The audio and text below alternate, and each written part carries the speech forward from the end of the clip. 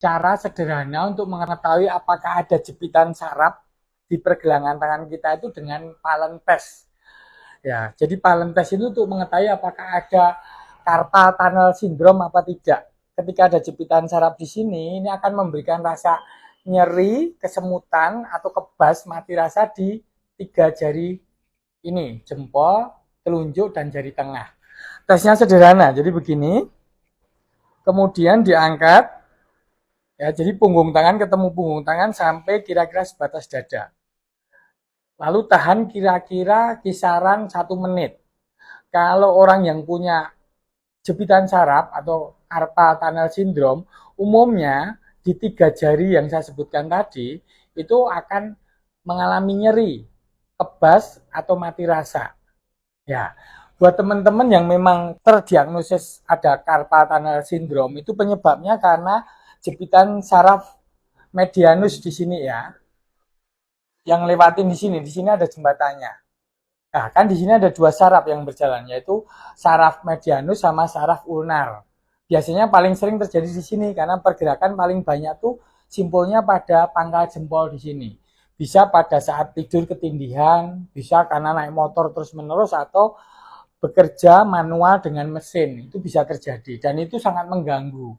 Ya memang umumnya kalau nggak sembuh dengan metode stretching bisa dengan fisioterapi. Paling banternya bisa dilakukan operasi. Tapi cara sederhana ya untuk mengatasi carpal tunnel syndrome ya. Kalaupun misalnya yang kiri, misalnya seperti ini yang kiri ya. Kalau memang ada nyeri di bagian sini, gerakan pertama, gerakan peregangan dengan tangan ditangkupkan kemudian didorong ke depan.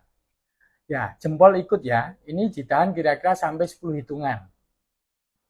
Setelah itu direlaksasi, kemudian lakukan lagi kira-kira sampai 5 kali. Ini gerakan pertama. Ya. Kemudian gerakan kedua begini. Ya, ini untuk mengendorkan ketegangan tendon maupun ligamentum. Tetap sampai 10 hitungan. Relaksasi, kemudian lakukan sampai kira-kira 5 kali. Ya. Terus kemudian gerakan berikutnya ini. Ditekuk, kemudian jempol ditarik ke dalam. Sama juga 10 hitungan dilakukan relaksasi, kemudian 5 kali kira-kira. Ini yang ketiga ya. Kemudian yang keempat itu dengan gerakan seperti ini. Jadi ditangkupkan, tertelungkup kayak gini, terus di 4 jari itu ditarik ke dalam. Ya, relaksasi lagi, lakukan sampai 5 kali berturut-turut. Ya. Terus yang gerakan berikutnya mungkin agak sulit ya, ini diputar ke dalam, kemudian ini ditarik. Tapi kalau ada rasa nyeri jangan dipaksakan ya, ini gerakan yang mungkin bisa menimbulkan nyeri ya. Ini gerakan kelima. Kemudian gerakan keenam, ini ditangkupkan.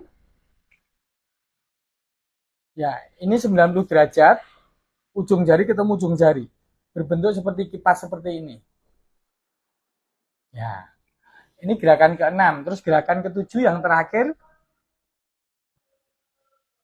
tangan diregangkan begini. Ini jalannya saraf medianus di sini ya. Sampai 10 hitungan, relaksasi. Lakukan lagi. Relaksasinya bisa sekalian gerakan berikutnya yang ketujuh. Jadi tangannya begini. Relaksasi sambil begini lagi. Jadi gerakan ke-6 sama gerakan ke-7 nyambung nggak apa-apa. Ya, demikian boleh teman-teman lakukan latihan peregangan tersebut sekaligus mungkin dengan direndam air hangat.